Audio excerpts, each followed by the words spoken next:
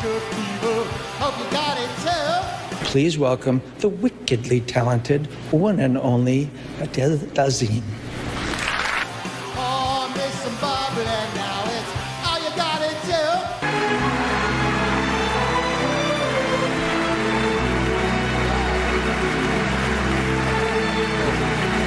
And the Academy Award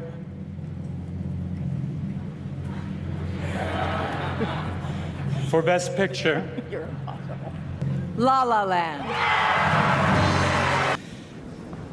The Oscar goes to James Cameron for Titanic. I'm the king of the world! I got the Oscar fever. Hope you got it too, yeah.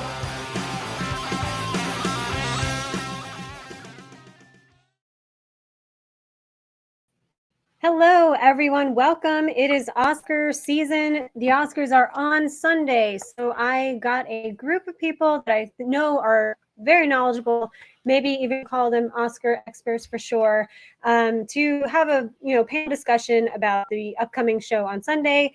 I have Max as my co-host. We got the Oscar fever. He's absolutely just as into it as I am. And we saw all the Best Picture nominees, and pretty much we tried to see everything. We missed a couple of the docs and we didn't watch Naiad or things like that, but no one cares about Naiad. So we're going to get this party started. First, I'm going to introduce, we have Convicted Cinephile. Woo. Hello. Glad to be back. Thanks for having me on this much more worthy panel than I am. I appreciate it. It's amazing to see you. Happy Oscar season. Well, one of the things that I think is so great about you is like you are like an encyclopedia of Oscars knowledge. So he definitely knows his stuff. If you're in the chat, definitely check out his channel. He does a lot of, I feel like retrospective, thinking about best moments and things like that, wins, and it's just a really great channel. So the whole pantheon of cinema. Oscarology, I refer to it. Yeah, exactly. That's what's up. Next, we're bringing to the stage TJ from Cinematech. Hi, how's it going? Welcome. Thank you for having me. Oh, I'm so thrilled that you were able to join us. And he is also an encyclopedia of knowledge as well. I mean, they all are. So all three, yes, are encyclopedias, and also very into the Oscars. And TJ, gets to go to the festival a lot, so he gets to see some of the things earlier. And he, a lot of things that aren't nominated are things that I think he probably would have liked to be nominated, but neither here nor there. He is very knowledgeable about what is nominated, especially too. So thank you so much for being here. Very cool. Yeah, thanks for having me. I love this. And last but not least, we have the film drunk. Hello. Greetings, everybody. Hello. Yes, welcome. Thank you so much for joining us. No, thanks for having me. Happy to be back. His channel is, I would say, not only is it knowledgeable, it's really entertaining, and his editing style, and it's very quirky, and it makes subject matters regarding the Oscars or movies a lot more fun to people that might not be as into it as like we all are. So it's a really exciting view to watch his stuff. So one of our people. Cool. So we have a lot of people in the chat. I'm just going to go through this briefly, and then we'll get into a discussion. We've got the View with Drew. Thanks so much for joining us today. Ooh, Drew. We've got a couple of our panel members in the chat. Very excited. Hello, Caprice. Happy to see your beautiful faces. Let's talk Oscars. Let's do Absolutely. Mindless Meat. Thanks so much for joining us. Hey. We've got Scottish Geek Guy. How's it going? Thank you so much. I think it's going to be a really fun time. And he said, I'm so behind on Oscar movies this year. We were thorough. It's hard to keep up. We got that unlimited pass, so we had no excuses. Yeah. And a lot of stuff now is much easier to stream. Like even Poor Things is on Hulu today. So pretty cool. Finally. We've got Willie's Movies and Music. Thanks so much for stopping by. Hey, Corey, how's it going? I think I skipped Holland Notes. Hello, Holland Notes. Holland. What is it? I Heart Movies. What's going on, everyone? Very cool. Yes, perfect. And he said, if you don't mind, I will be talking about the app I use a lot. There's like a couple Oscars apps, but I don't use any. Do any of you guys use any apps? I need to start using the awards expert one that he made, but Yeah, I haven't. I was gonna say. Well, next year I'll do that now that it's all up and ready to go. But I use Gold Derby mostly on my computer, not so much the app. Yeah, Gold Derby for me as well. I gotta support the Oscar expert app, so yeah. I'm on that one. Yes, Download. That's awesome. Cool. So I think, this year, I know we all love when a movie isn't sweeping everything because it makes the actual viewing more exciting. But I feel like, Oppenheimer, I think we all can agree is going to take a lot, which is fine. It's a really good movie. But my question I want to throw at you guys was, let's say Christopher Nolan wasn't nominated for Best Director. Like, let's say it wasn't even like Oppenheimer didn't happen this year. Who would you like to see win? If you guys want to ever put up the nominees on the list, like the screen, I can always do that. For director. Yeah, it's interesting. I feel like, Greta Gerwig would probably get on the list if Christopher Nolan wasn't there. But then whether or not she wins, I don't know. I think that probably would go to Lanthimos for Poor Things, most likely. Yeah, I could see that for sure. I would probably go for, personally, if I had to vote for someone who wasn't Christopher Nolan. I love Poor Things, but I'm going to go Jonathan Glazer because Zone of Interest was something else. That's my movie of the year. I love it. I just love how stark it is. Yeah, if Nolan wasn't there, I mean, I agree. Gerwig could probably take the place, but if you're asking me, I don't know. I might just vote for Justine Triet. I'm really impressed by that movie, especially the second time I watched it. Justine. We definitely want to do a rewatch of that. There's no second place, even with us all saying our second place. Deservedly. Yeah, that's actually your first favorite movie of the year? Anatomy of a Fall. Yeah. A Fall. So, and I think it's like definitely wonderful that she got nominated. I know a lot of women were upset that Greta didn't get nominated, and I agree. I can see why she should have been nominated for Best Director. But I think that should also be celebrated that Justine Triet got a nomination because, like, especially for an international film, to get recognized like that, I think is a huge feat. Right, says a lot about today. Mm-hmm. So, yeah. Okay, so next question for you guys. I'm going to also play devil's advocate for this as well. So same thing for, I would say, Best Supporting Actress. I know it's kind of a weak year. And so I know a couple of spots were, taken by a certain someone. So if you were going to say, like, Da'Vine Joy Randolph was nominated, who should have gotten nominated and who should win? Okay, I can go first because this is very easy to me. Yeah. With all due respect, I do not like this category at all. I say that with all the love in the world. So if Da'Vine Joy Randolph, which out of the nominees is my favorite, so I'm happy, but if she's not there, me personally, I would throw Julianne Moore in because I am a May December fan. Absolutely love that movie. That was my second favorite of the year. But if I just remove Da'Vine Joy Randolph and the other four nominees are there, and you're asking me, like, who would I pick? That is like the bleakest question I've gotten all week. But weirdly enough, I guess I would go Emily Blunt, and I don't even love that role that much, but I cannot do anything from Naiad. I'm sorry, I can't do anything there. America Ferrera is perfectly fine in that role, but it's not something I'd feel compelled to. And Danielle Brooks in The Color Purple is very good, but I also don't feel compelled to. So that kind of leaves Emily Blunt, who I thought was very good, has a moment. But once again, that kind of speaks to the category for me personally. That's it. Yeah. What he said. I was saying exactly the same thing. Julianne Moore would have been my pick as well. And yeah, Emily Blunt is the next best option out of everything. For me, and I know, Tracy, we talked about this last week or the week before, but if Divine Joy Randolph is not there, the person I would like to see nominated over her was actually Lily Gladstone. I feel like she was a supporting actress in Killers of the Flower Moon, and I would love to see her get nominated in that and definitely win supporting actress. Yeah. But, you know, if we're just going with who's still there, I appreciate that Emily Blunt is pretty good in Oppenheimer, but I feel like Danielle Brooks had a bit more of a meatier role in The Color Purple, was a bit more in the film. And I think I would go with her with that. But like, you know, as Film Drunk said, it's a very bleak category when Divine Joy Randolph is not there. Yeah, I didn't really realize how bad it was until you start thinking of that.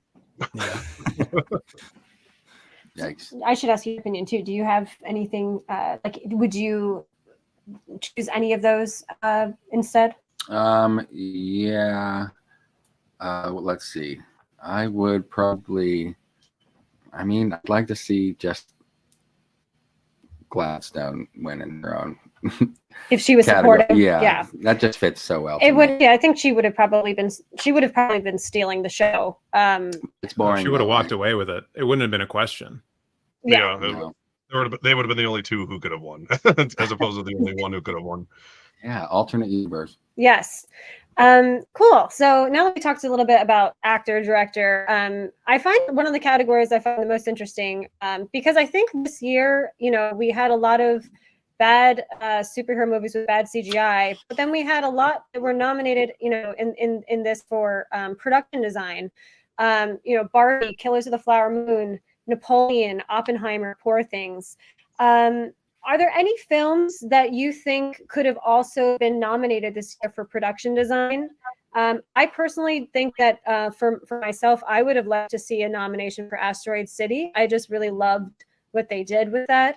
I thought that capturing that the essence of the era and also making it that like kitsch Atomic Age. Yeah, the Atomic Age stuff I thought was really well done. So what do you guys, and you know, well, to make this easier, we can do it in a specific order if you want. I don't know if we want to go from Convicted Cinephile, Cinematech, Film Drunk, or if we want to, you guys can choose the order. Clockwise. Yeah. I'll say, because I popped in my head, was once again Zone of Interest. I would say should have been in for production design because that was flawless and gorgeous. Like I've seen the photos of the actual place that it's based on, and it looks identical. Also, it's just a gorgeous art direction. Yeah, all those static shots, I love them. Yeah, I like both of the picks said so far. I was just looking at a whole bunch of trailers for a lot of films that came out this year, and actually Godzilla -1 kind of stood out to me in this regard. You know, going back, doing 1940s Japan, making the ship, Godzilla himself, all of the different sets that got blown up and whatnot. Like it's a really good looking film in that regard. It does look like kaiju. Yeah. Yeah, production design is pretty good. You know, like Barbie and Poor Things, it almost sucks that they have to compete against each other because I think those are two of the best and they almost like deserve a win each. Asteroid City is a good pick. I would actually go with a movie that I don't even love, but I don't hate it, but it's a very odd movie. I would actually like to see Beau is Afraid in production design. Ooh. That's one. Oh, that'd be That's good. like a very out there pick. And once again, I don't even love that movie, but I think the production design is top 5 worthy for sure. Pure cinema. No, that's really great. I totally agree with that, and I we're big Beau is Afraid fans. So yeah, I didn't know why I didn't even think about that. But yes, I think awesome choice. I love that. Just back to the chat real quick before we keep going because there's a very active chat this evening. I don't want them to feel left out. Let's see. I only discovered Letterboxd a few months ago. What? Well, welcome. Yeah, we're friendly on there. I'm not active, but still. And a lot of actually all 3 gentlemen have Letterboxd, and they good ones. Yeah, they sometimes they write things that crack me up, and they're fantastic. So I don't write anything on mine. I just star it. But I think maybe 2024 I'll start writing something. But I actually screwed up Letterboxd last year and I didn't log it properly. So I would just put them to lists of what I was seeing each month. So it looks like I watched nothing last year. So this year I figured it out, and yeah. That's kind of the same. Yeah.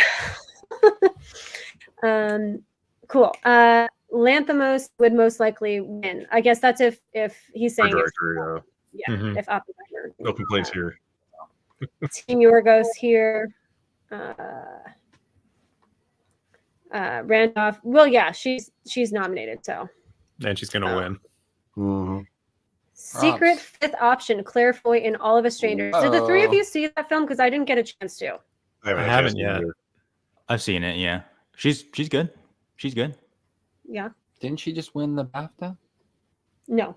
Oh. No, She was nominated though, I think, right? She's always nominated. Yeah. Yeah. It's a British thing. She's nominated. Jarp Carp, how's it going? Thanks so much for joining us. Yo, Jarp. Asteroid City. Always show up for some TJ on YouTube. Yes. Yeah, that's right. What's up, Paul? Tiana loves movies. How are you doing, Tiana? Tiana. I see a cinephile. Yes. Yeah. You see 4 of them or 5. 5, yeah. One is predicted. Gotta show some love to the cinephile supreme. No, don't let him come out. Like Dark Doctor Strange. Cinematech gang rise up. Cool. Sadly, I have not seen All of Us Strangers. Yeah, I'm definitely gonna watch it. I've heard great things. Right. And I always forget his name. You guys know his name. The main, not Paul Mescal, the other one. Andrew Scott. Andrew Scott. Yes, thank you. It's big. Yeah. So I just saw him in a new trailer for something, but I forget what that was. But I was like, oh, good. I'm glad he's, moving on from award season. So back to the discussion. So we talked a little bit about production design. As far as I think, screenplays go, it's a little, we had the whole adapted original screenplay, with Barbie. I think I've probably talked to a couple of you about this. Do you feel that Barbie should have belonged in adapted screenplay or original? And we can start with Convicted and we'll go around. I would say original because it's only adapted because it's based on a existing name of a product, but it doesn't adapt a story or anything of that matter. So I would say it's original because everything in the screenplay minus like 2 of the characters' names is original. Right. Well, 3 if you include Alan or whatever his name is. Alan. Yeah, it does ask the question, like, does a franchise make a story? Yeah. I don't. Yeah. It's not like G.I. Joe, where there's actually a story. G.I. Joe, right?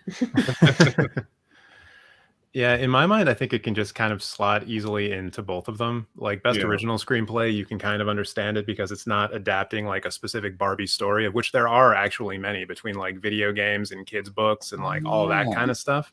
It's just, it's taking the idea of the doll and riffing on that. But then obviously Barbie is iconic, and a lot of the stuff that gets into the film from a production design standpoint and just a lot of the lore and the history, like it's established in the real world because of how much everyone knows Barbie. So I don't know, it could kind of go either way, and it doesn't bother me that it's in one or the other. It could go either way. It's just funny that the only thing I think is the Oscars that put it in original, right? Everyone else had, or an adapted, everyone else had it in original, if I remember right. I think she's like always seen on her horse and all the other forms of media. Video games and coloring books. She's horse Barbie. Or like ice skating or something. Yeah. Yeah, they had an original for the BAFTAs. I didn't realize that. For everything, I think. Yeah, original everywhere except the Oscars. What the hell? Oscars, yeah, I guess I agree. It could be in either. I don't know. I'm kind of like over the like hubbub over the like categories. Not even with this, but even it's like, oh, category fraud. Like this actor went supporting. I don't have the energy for that anymore. But yeah, because it's just like, try to get an Oscar or whichever. I mean, I can see either or. Doesn't really bother me. I'm trying to remember what the Lego movie was deemed. because that was a similar situation. But I just think the adapted category at the Oscars needs more clarity, because it's like very weird what they deem adapted or not. Like I remember like Whiplash, because they put in adapted because it was based off of his original short film, and they're like, sorry, that's adapted off your own short film. And like that's just like, I guess on a technicality it's adapted, but it's, you know, it's like it's very silly. So whichever. I'm happy with this one. 9 and a couple other things were like that too. yeah, Or like sequels, even though the sequel is an original. Yep. Like Toy Story 3. Moonlight. It's like it's original replay. It's just based on original characters. I don't know. It's weird. It should just have to be based on a specific like pre-written thing. It's like the line it should have. Whatever. Yeah, wasn't Top Gun an adapted? Yep, because it's a sequel. Sequel. Yeah, that's silly, I think. Very silly. So yeah, I agree with you. We definitely should have much more clarification with those two categories. And I feel like maybe because there was so much controversy with the Barbie screenplay, maybe they will do that next year. But it took them this long to even get, you know, we thought we're hoping for a best stunt category, and we got casting, which is, I'm not mad about that they gave a casting on, but I need that too. You know, we all think though that there should be a stunt category. I've been trying for like 20 years now. This haven't happened. Yeah. And it's like, oh, you look at American Werewolf in London, like they just took one movie to change to get the best makeup category to make that a thing. And there's been so much stunt work in the history of cinema, and that's still not even being acknowledged. So too bad. So for cinematography, I wanted to ask you guys, because I didn't see El Conde. Have any of you seen El Conde? No, unfortunately. I have, yeah. It looks pretty. It's pretty. It's perfectly fine. It is a fine, okay 3-star movie. Yeah. This is kind of a weird vampire movie, right? Yeah, basically. Yeah, that's cool. So for that category for cinematography, I'm assuming it's between Oppenheimer and Poor Things, but you guys can correct me if I'm wrong on that. Because then I want to ask you guys, like, what do you think should have taken El Conde's spot for cinematography? I mean, I think Oppenheimer's gonna win. It seems like pretty handily. Although like everything this year has like some black and white in it. It's kind of funny. Usually there's like one or two. Like pretty much everything this year has black and white in it. Well, it's funny you said that too, because then, you know, I think, I don't know if you all saw Dune, but, you know, we saw Dune, and that would have come out last year too, and that also had black and white. And I feel like there's like a list of 15 movies that came out in 2023 that all had black and white. What the hell's going on? Yeah, black and white and like 4:3 ratio for some reason. Yeah. Yeah. Having said that, Saltburn has really good cinematography. That would have been a good nomination. I think that should have gotten in. I don't know what I would have taken out because I haven't seen El Conde, but I was kind of hoping for that. I knew it wasn't going to get in anywhere, but that would have been a good nomination for that. Yeah.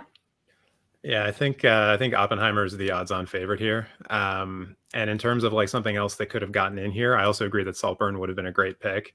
But just for like a fun one, probably John Wick Chapter 4. Like I wasn't a huge fan of that movie, but there are so many shots in that film that are gorgeous, especially like the early Osaka sequence. Like that in and of itself could get an Oscar nomination. It's a great looking film.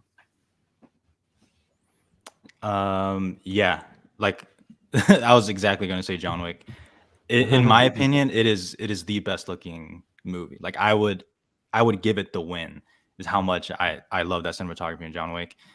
Oppenheimer is absolutely the favorite. I think Poor Things won like the British Society of Cinematographers, which by how we saw at the BAFTAs just feels like Poor Things just speaks to that crowd, which is totally fine.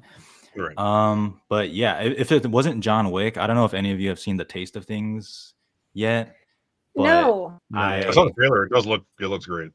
I think that movie, the cinematography on that movie is fantastic. It makes you really hungry, which speaks to the movie. So it's great. I called it shot too, when I watched it. So I'm so glad you brought up The Taste of Things, because that's, you know, kind of the big joke that France submitted that movie and not Anatomy of a Fall. I'd love to hear your thoughts on it. France does it a lot. Yeah. It's like the third time, like almost in a row, where they picked the wrong movie and then it doesn't get nominated or doesn't win anything. Yeah. Apparently, obviously they picked the wrong horse. That's all I'll say. That category needs, I don't know, they need to redo that category also. I don't want to turn this into like Oscars are bad. They need to redo everything. But that, like the rules on that, I don't understand it, and I don't like it. But whatever. I mean, it was like a political decision. I don't think they were happy with Justine Trier's speech when she won at Cannes. They kind of almost like refused to, because they were she was very critical of like someone in the French government or some policy or something like that. And we see that with different countries, not only with France. There was a movie last year, the name escapes me. Maybe it's like The Green Border or something.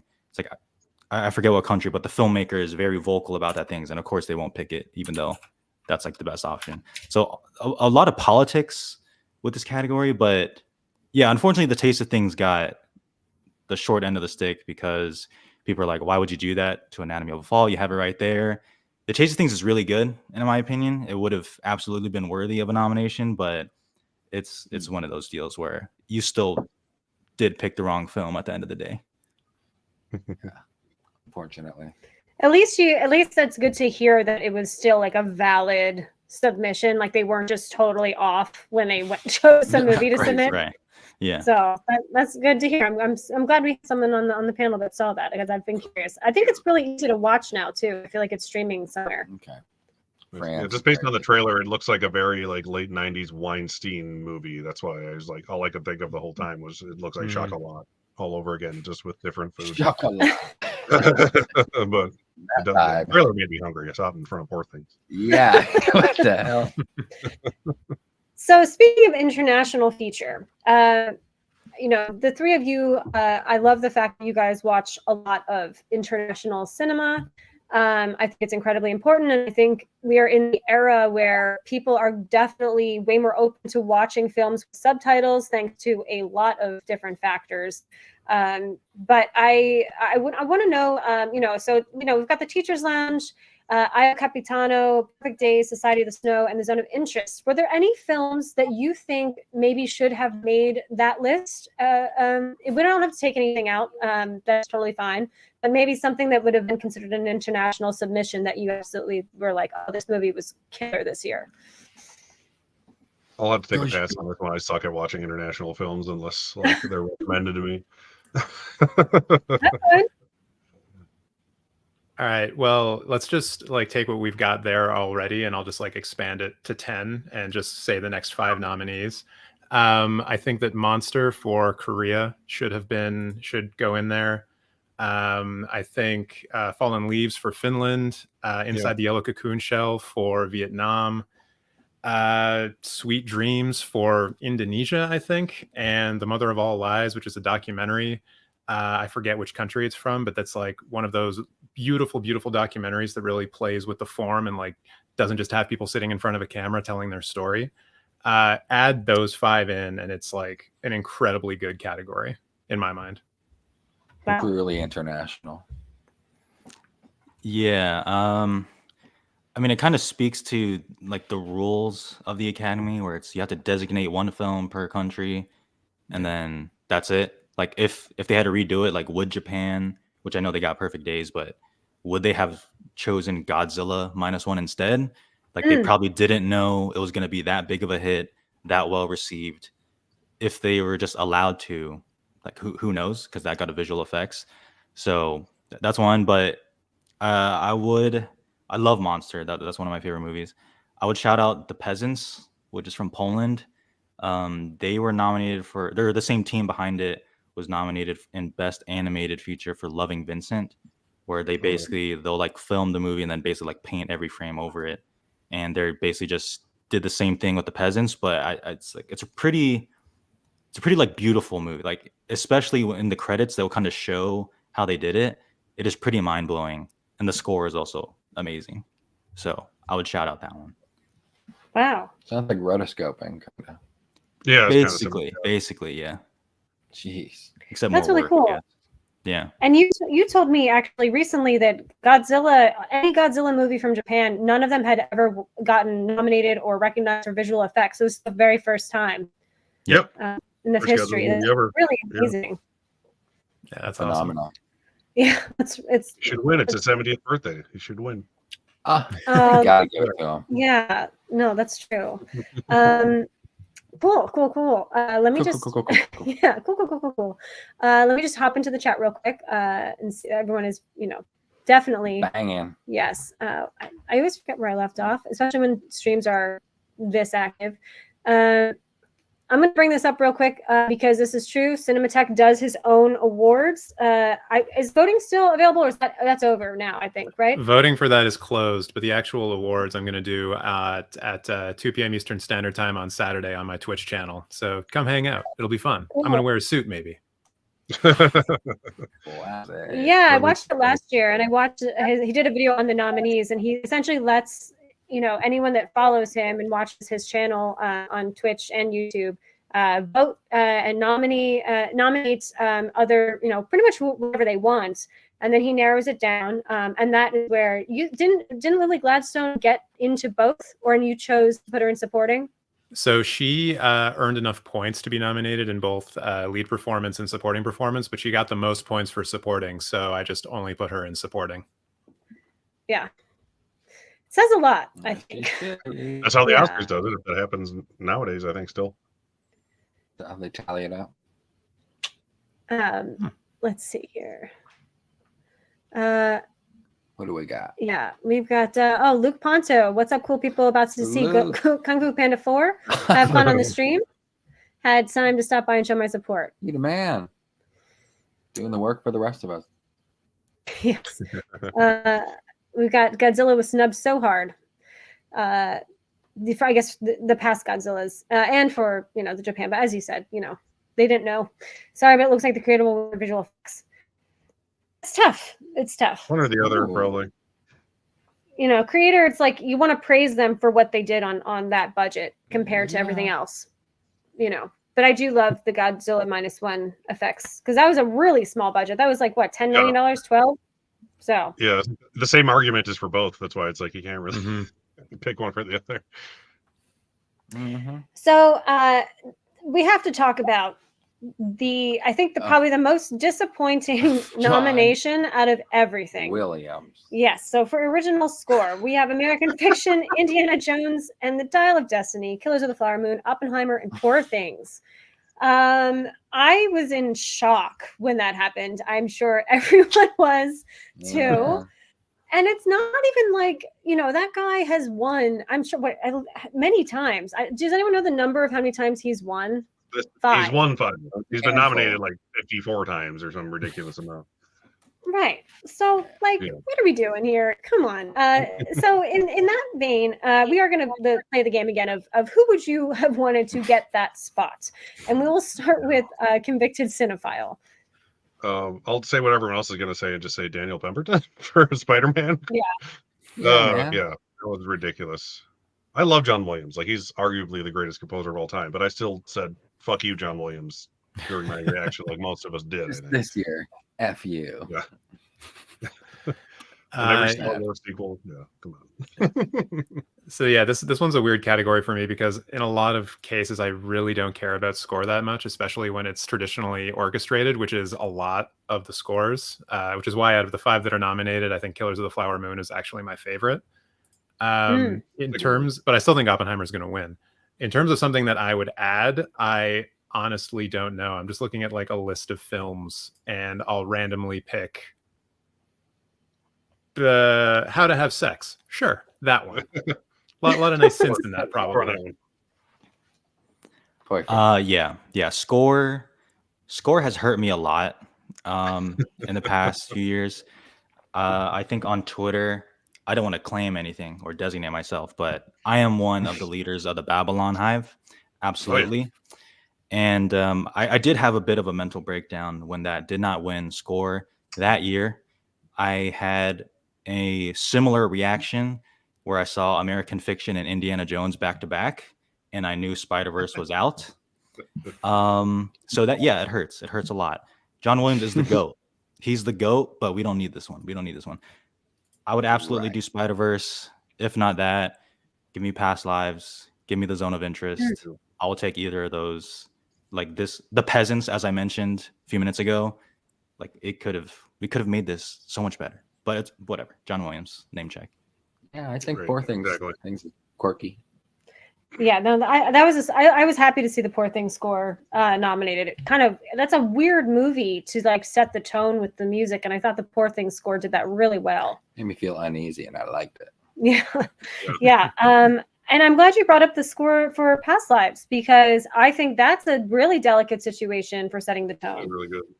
Yeah, it's a melodrama, and melos meaning music from the Greek. Yes. Yeah.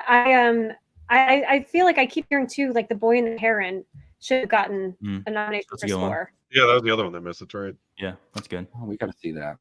All the animated stuff, they don't fucking care. Really, Unless even you're, Turtles. I like the Turtles music. Oh yeah, that's a Yeah. good score too. Yeah, Trent Reznor and Atticus Ross. Get them in there. Yeah, they win all the time. How can they not miss? Right, that duo. Didn't they do 2 movies this year? It was Turtles and something else. I remember. They probably did the Fincher one, right? The Killer. Yeah, Oh, I would imagine. Yeah. Killer. Yes. Gotcha. Is anyone surprised that The Killer didn't get nominated for any? I'm not surprised, but I was mad I didn't get in for sound. Yeah. Mm, You might be able to make a case for editing as well, but I can't quite remember who else is in that category off the top of my head. It's a tough does that mean category. mixed movies Yeah. get nominated? Yeah. They're good ones, but yeah. It's a different breed. Netflix is going to try as hard as they can to get an Oscar because Apple beat them to it for Best Picture. Yeah. Oh yeah. Is that Coda? Yeah, Coda. Yeah. Of all things, it's Coda. Yeah, Right. I was about to say, On yeah, that. tough. Not aging well. The time they didn't try, they won. I like it. I'm glad you guys brought up some animated stuff. Did anyone see? Oh my god, I just lost it. I had Animated? Yes, thank you. Did anyone see Robot Dreams? No. I didn't have a chance. I saw half of it. I hate doing this, but I stopped it. I stopped it because I was like, I'm so tired. I have to sleep. So I saw half of it. It was very cute. It was very cute. Had a good needle drop, but I did not finish it, unfortunately.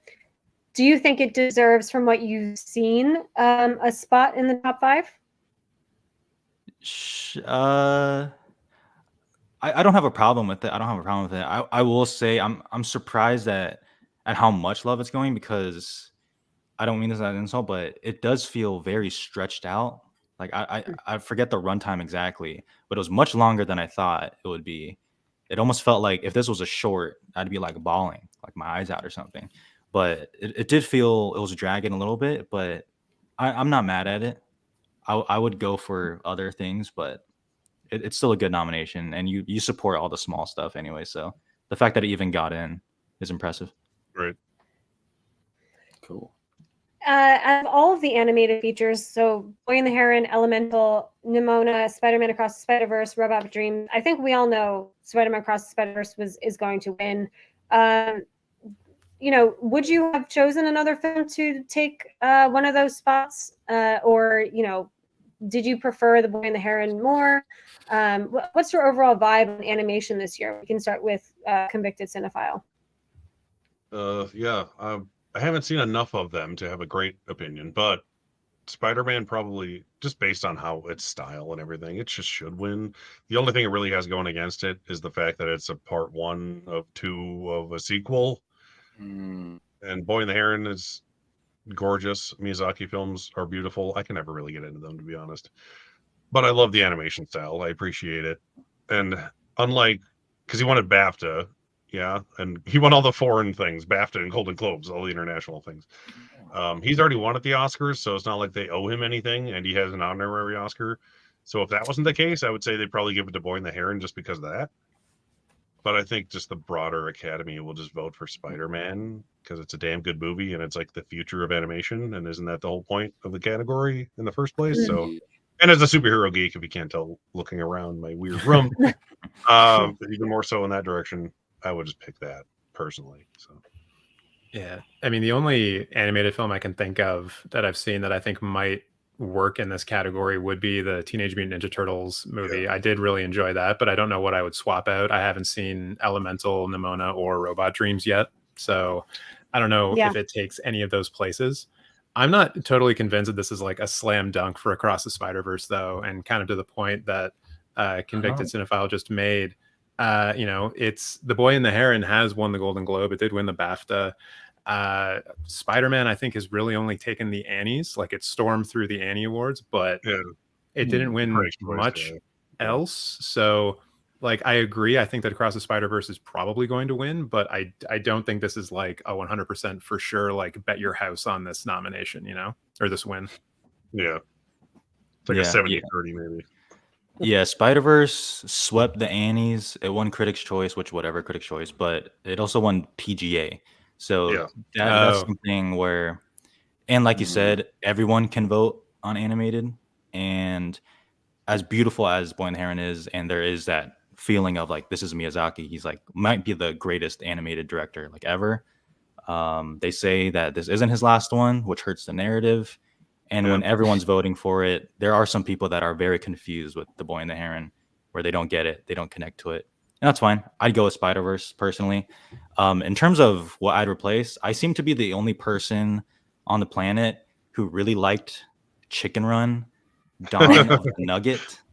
I thought that movie was fantastic, but I guess not everyone agrees. They think it's like perfectly fine. I thought it was very creative. So I would go with that. Yeah. I think it I should think it go nominated to, for everything. I'm kind of surprised it didn't get in. Yeah. all that work. I was just going to say, similar to that vein, it should go to what team was abused the most and had to stay after work and do the most free work. Spider-Man? Yeah, I mean, sometimes you got to look into the news stories and see like who deserves it. At least that's not. I feel like in some cases when you have like a scandal like that, it could hurt a movie's chances of winning, but it seems to not be doing that. So that's good. Right. You don't want bad press, but you know, I'm sure Miyazaki's team was treated like royalty. Yeah, probably. Yeah. Cool. Are there like any, you know,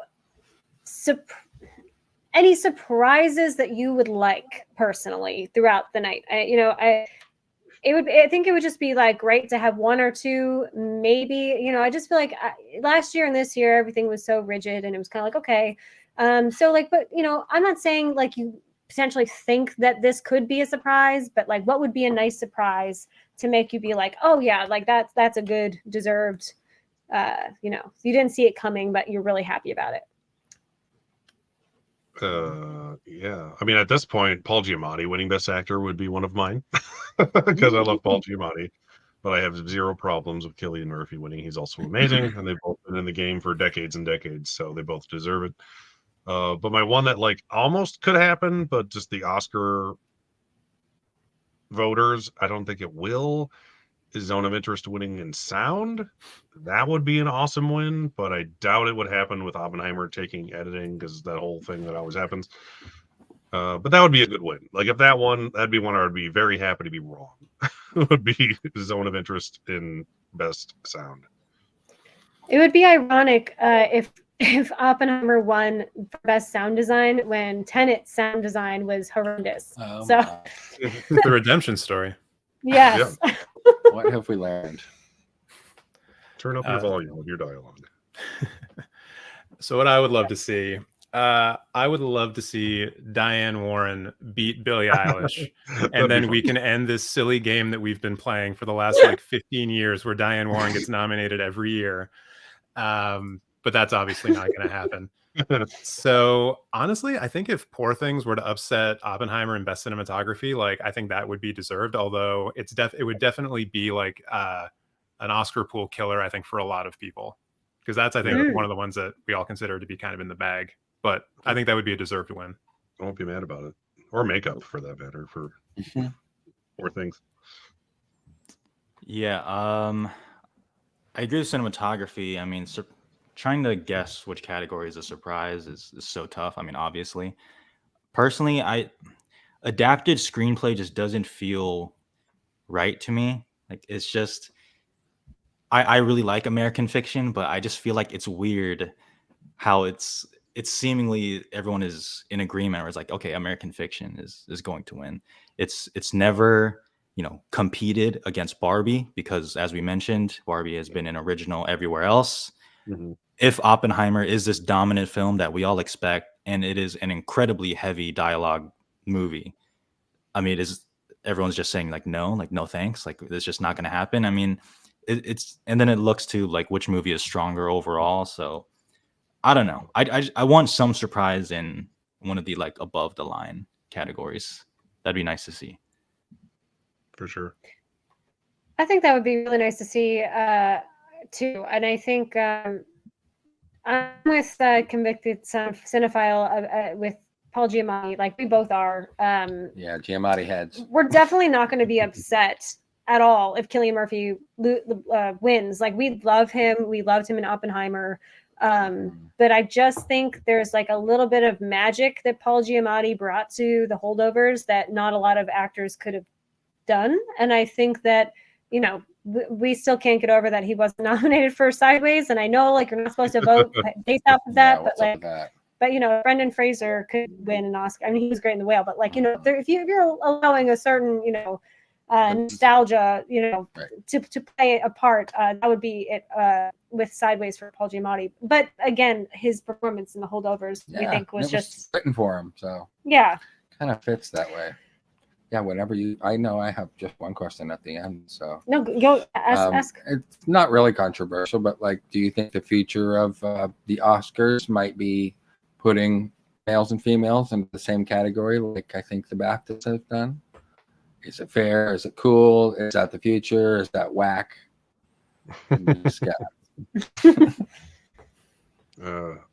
I'm old fashioned, I guess. I don't like that. not for any anti whatever reasons, but I just like having the 4 acting winners. Yeah, because that's what we've had for almost 100 years. There seems to be no reason to end that now. Like, leave it up to the nominee to where they want to be placed. I guess, like beforehand, like leave it up to them to where they want to be put in whatever category if it comes down to that. But yeah, I just like having the 4 acting categories. It's kind of weird when you have 5 male and 5 female leading performances like Indie Spirits or whoever are all doing that now. I don't know. Yeah, I don't prefer it. It's not like the worst thing ever, but I just definitely don't like it. I prefer it the old fashioned way. Yeah. I'm on the side of putting them together, and that's actually one of the things we do in the or that I do in the Cinematheque Film Awards. Just one category for lead and supporting, and I think eventually, I think it would be smart for the Academy to kind of get ahead of it, because we're probably not that far away from a non-binary person getting nominated, and in my mind, I don't feel like we should be asking them to choose one or the other. Because they could that person could very easily be like, well, I'm not one or the other. I'm non-binary. And that just causes like a PR shitstorm for everybody. And, you know, it shifts the focus away from the actual ceremony and blah, blah, blah.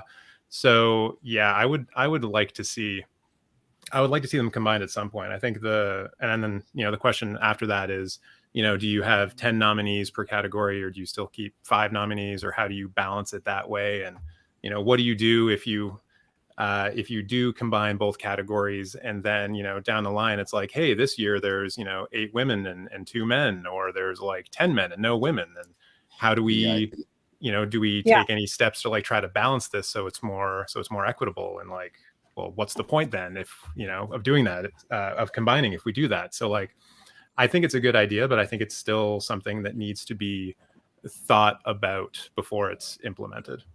Some salient points. Yeah. I don't know. I guess I'm always open to changing things.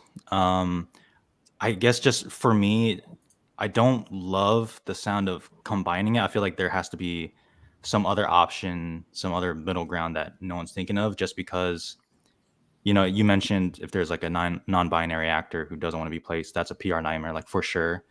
But like, to me, if 2 men win both lead and supporting, or if two women and they take the acting awards, I feel like the talk will always be, oh, they only won because like blank. Like it would almost be like a disservice to whoever won, because just knowing Twitter, like social media, like everything, that would 100% be the talk. And then it's also like, so then we change it to two winners. Like I kind of like, like more people being recognized essentially. So I don't know. It's a really tough place, and I don't see the Oscars doing anything with that, because I know one thing they don't want to do is have like less categories, especially in the acting spots. Like it took forever for them to add casting. They haven't added stunts. They are very particular about adding or removing a category. But it is something to think about, and I'm always open to change, but I'm not sure what the right answer on that would be. It'd be a nightmare either way, to be honest. Yeah, it's like no matter what they do, it's the wrong answer. Yeah, I think I'm in the middle a lot on this one, and I think you are too, because we do like having multiple performances be recognized. And I don't want less awards, but right, like I don't think anyone in the industry wants less awards, but it is, how do you go about recognizing people that I guess don't identify as either gender? It definitely is going to come up, I'm sure, like you said, Smatek. Part of me, when I did watch the Spirit Awards, and I'm so happy that Jeffrey Wright won, but I feel like there's having 10 amazing performances. It's like, it would have been great to like maybe then get like the top 2 win or something like that. You know what I mean? Because it's tough to narrow down, I think, one performance for the entire year, So maybe that's something that they would do, is like they combined it with gender not being an issue, and then having maybe 2 people win instead of just one. But I don't know. It's a very complicated issue. I did not know you were going to ask that, but that's a really great question. So, yes. Well, they could go the Golden Globes route too, and if they wanted to combine, just do gender fluid categories or whatever you want to call it, and have the comedy drama split like the Golden Globes do for leads. That way they still have their 4 acting awards, and the genders are mixed. That would be sort of a decent compromise, but then you're just like, well, drama's more important than comedy, so there's always something. Yeah, there's always something. Damned if you do and you're damned if you don't. Yes. Bart Simpson. Well, I think that brings us maybe to our final questions of the evening. I feel like, we Oppenheimer, I feel like, has a 90%, 95% chance of winning Best Picture.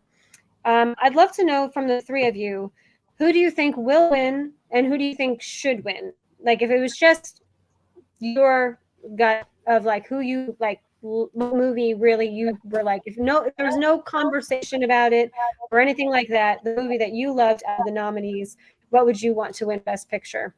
So we'll start up there. What would you write in your diary? I guess I'll just be lame. Oppenheimer's gonna win, and I would probably vote for Oppenheimer to win. And it's not just because I like Christopher Nolan. There's a few of his movies I could care less about.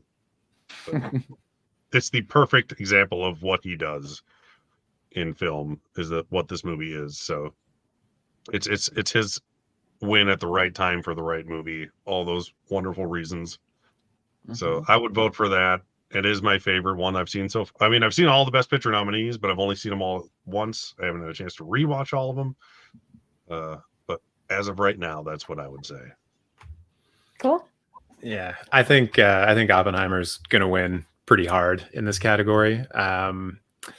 As for what I would have otherwise, my eye is always drawn to Poor Things, but I also just can't ignore like Barbie and Past Lives being right there. And I do remember the Barbenheimer weekend, going to see Oppenheimer feeling super depressed after watching it, and then seeing Barbie a couple of days later and walking out of the theater and feeling like I just loved everybody. I was smiling at people on the street. I wanted to just be a better person after watching that film. And no film has I haven't felt that way walking out of any other movie this entire year than Barbie. But then, Past Lives and Poor Things are just so good in their own individual ways. Poor Things as a as an aesthetic and a performance example, and then Past Lives with its writing and with its performances as well. And the cinematography actually is a little bit underrated in that film too. So I would be totally happy with either of those three, any of those three. Barbie did save cinema. We have to remember that. Yeah, I would actually, Oppenheimer, Past Lives, and Barbie are my top three for sure. Obviously Oppenheimer's going to win. We all know this, but for Best Picture, I think not only should it be, obviously is an amazing movie, which is, completely subjective, but it should speak to that year in movies. So like when we look back in the future and we look back at that year, I think it should, in an ideal world, reflect that. And so that's why I would still vote for Oppenheimer. I think it is a movie that is definitely going to stand like the test of time, and it'll still be liked years down the line. Past Lives, like the most like emotional that affected me. Barbie was, to be very simple, just straight up the most fun like I've had, and it was amazing, and that can't be discounted. But Oppenheimer like feels right also, so I would go with Oppenheimer. Yeah. When you say the film that reflects the year, I think it's so interesting that there were 3 movies that discussed the atom bomb. Asteroid City, Godzilla -1, and Oppenheimer. So we can all see where we're at right now. We're thinking about. Yeah. Annihilation. It's awesome. Any day now. What about you? I would love to have you answer. What was the question one more time? Yeah, like, Oh, what would you would want to win, regardless of what you think is going to win? What would you want to win? Pick. Yeah, I've just always been a big fan of Anatomy of a Fall, but I don't see it happening. I just think movies don't have to be so epic sometimes, and we needed a little think piece. And I like the idea of it being, what is it? It's French, but it has some hip hop influence in it, and the culture of a different courtroom. And we're so into courtroom dramas, it would make me squeal. It was really interesting to see the French court system. Actually, wow, more than just wigs. It's some crazy shit going on. So French. Yeah, and that dog. Just come on, give it to the dog. I would say, for me, Past Lives was my favorite film of the year, and then Poor Things was my number 2. I loved Oppenheimer. I'm not going to be upset. I think it does kind of represent, a Best Picture winning film.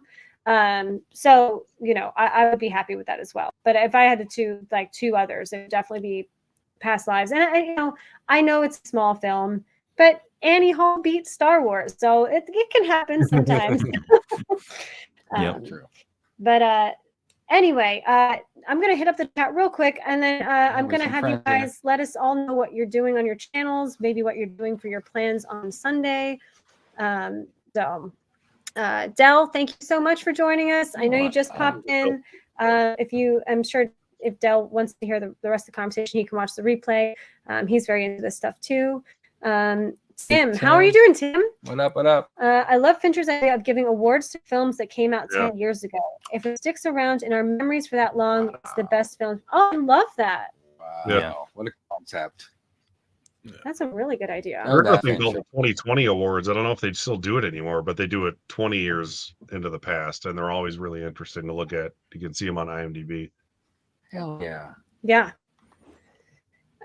Yasi Sufi, thank you so much for joining us. I'm not a Barbie fan, but Nolan must at least recognize Barbie in his speech because of the free publicity. A bit of appreciation was nice. Yeah. Yeah. 100 million people can't be wrong, but he got helped. Yes. Love Zone of Interest and Flower Moon. Yeah, I mean, this year in general is just so good. So many darlings. It was really good year. Best Picture nominees were great. Yeah, it's gonna be so fun to celebrate on Sunday. Yeah, I'm getting giddy. Sorry I missed most of this. I had to work at the same time. Well, that is okay, David. Thank you so much for joining us. You rock. So thank you guys so much. This was a really great conversation. I would love to hear Convicted Cinephile. What do you have going on your channel? Where can people find you? And what are your plans for Sunday, if you have any? plans, yes. Well, I am Derek, the Convicted Cinephile. Convicted Cinephile being the YouTube channel and Instagram and all that fun stuff. Yeah, I've done a ranking of the 10 best picture movies. That was my most recent video, or my second most recent. I do a lot of physical media stuff too. Like I'm like half and half. I'm a weird hybrid of a channel where I do a lot of movie pickups. I go to Spirit Halloween all the time, and I also love award season. So depending on the season of the year, I kind of have a different season of my channel. That's kind of how my channel works. Oddly enough. But for this weekend, I am probably going to be doing a pre-show before the Oscars with Tim Talks Talkies. He said he would do that with me for about an hour before the show, from 4:30 to 5:30 Central Time. Since the show it starts an hour early this year. Yeah.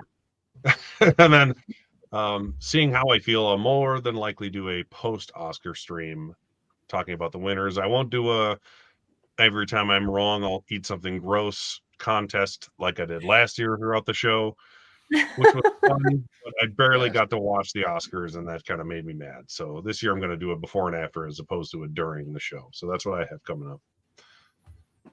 Excellent. Cool. I'm TJ. You can find me on all of the places under Cinematech. This weekend, I'm going to be doing, like I said, the Cinematech Film Awards, 2 p.m. Eastern on Saturday on Twitch. And then also on Twitch on Sunday, I'm going to be live reacting to the Oscars in full. I think I'm probably going to be starting like 2 hours before the show actually gets going, because I like to comment on fashion, which is something that I have no... I am not a fashion person, but I try my best. I always let everyone know that like lace is bad and people should stop wearing lace. Those are my fashion opinions. Yeah. Wow. Also hate skirts that go longer than the foot. I don't see the point. It's like every Oscar I think that's dress. it. Pardon? That's like every Oscar dress. I know. I have a lot of thoughts on all of those dresses. But yeah, I think that's about it. I'm going to have some more content coming up on my channel soon. I haven't been as active as I'd like to be, but I'm probably just going to start making videos about old like Hong Kong action films or something. Just like try to get away from the new stuff that's coming out and try to not give a shit about the algorithm and just make videos about movies that I'm actually interested in. Yeah, that's always fun. Because that's a trap that I think we as creators can fall into sometimes. Me especially. But yeah, that's it. That's my weekend. Come hang out on Twitch, everyone. Nice. What is it? Twitter, Instagram, Letterboxd, YouTube, the Film Drunk. You can find me there. I'm probably one of those people where you see on Letterboxd and complain that like they promote stupid one-liners. I really don't take it seriously, but that's just how I use it. I've used it the same way when I had 0 followers, so that's that. In terms of Sunday, I'm just gonna do a normal low reaction. I'm not gonna stream or anything, because then I've streamed during like the Golden Globes, and like talking that long for like 3 hours, like I'm good on that actually. So shout out to you, Cinematech. That's amazing that you can go that long. So yeah, I'll just be doing a normal reaction. I hope there's some surprises. Otherwise, the video is just gonna be like, oh cool, Oppenheimer. Like, oh cool, Oppenheimer. Like, okay, great. For like 10 minutes. So hopefully there's some surprises. But yeah, I got to record, edit that super fast, because then I have like a super early flight the next morning. So hopefully the show doesn't go like 4 hours long. But yeah, regardless, like I'm happy that the Oscars are here, so we can get over it. Like I am, like my mind is already so much in 2024, like especially with like Dune Part 2. Like that's where my mind is at right now. So I'm happy it's here. In terms of the channel, just doing kind of like you said, TJ, like just doing stuff that I like, which is an unfortunate timing because I just did a short on Kung Fu Panda 4 that I saw a few days ago. Broke my heart. Absolutely broke my heart that movie was not very good, as you can imagine. So yeah, just doing, random stuff. Just try to make the channel more fun. Views are whatever. It's fine. Respect. Cool. Well, thanks again so much, guys. Yeah, we're not going to be live streaming. We're actually going to be going to an Oscar party, so we'll be doing that. But I'm sure next week we'll probably be talking about, the recap and what Oh, our yeah. thoughts were. Another Ellen selfie. Yeah, yeah. But anyway, thank you guys so much for joining us. Thank you so much, everyone in the chat. And happy Oscars. I hope you all have a wonderful time on Sunday, whatever your plans are. And we'll see you all next time. Yeah, rock on. See you later. Thank you. Thanks for having us. Thank you. Thank you.